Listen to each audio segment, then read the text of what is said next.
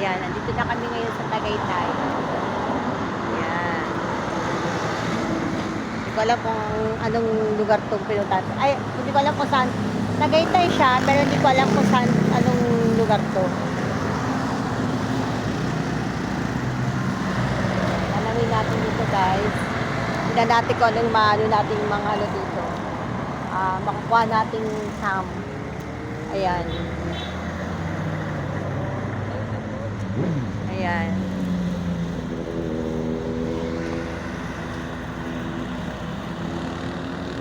Kasi hindi pa naman kami totally guys wala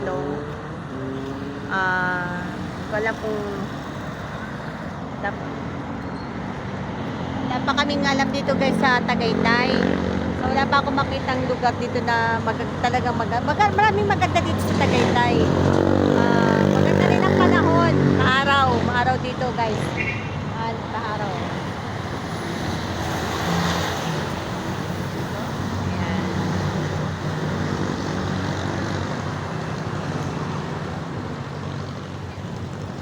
Kung nakikita nyo, doon sa may parting kala mong mausok, doon sa dulo.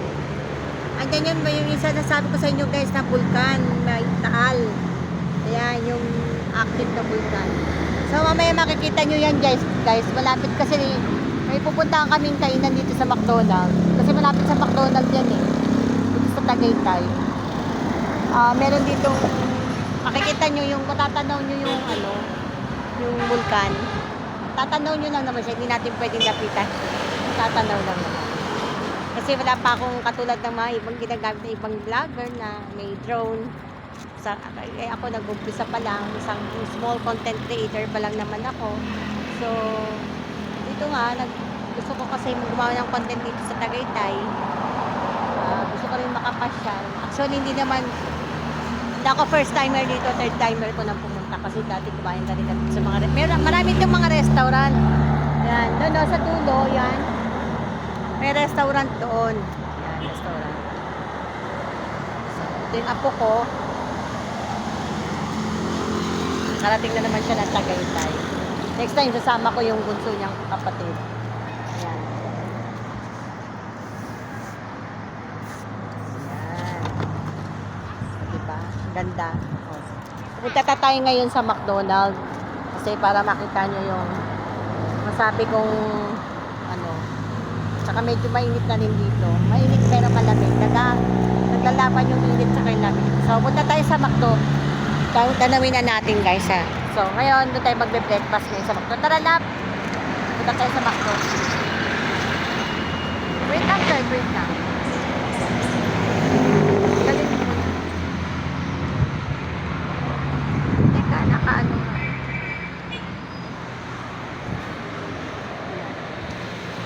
Sinota. Sinota lang ito.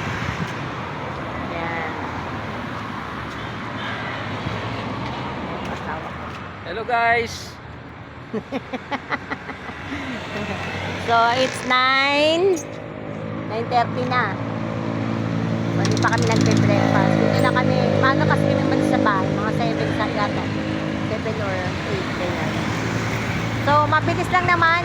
Pumunta galing kung manggagaling kasi siguro from Manila to Tagaytay siguro mga isang kalahating oras. Pero kami andito lang naman kami malapit sa Cavite lang naman kami from Tagaytay. So wala pang isang oras kami nandito sa Tagaytay. Siguro mga 45 minutes nasa Tagaytay ka na. From Cavite to Tagaytay 45 minutes lang. Napansin ko lang siya, mabilis lang naman. At walang traffic. So yun, biyahe na kami papunta dun sa kakainan namin. Kakain na kami sa McDo.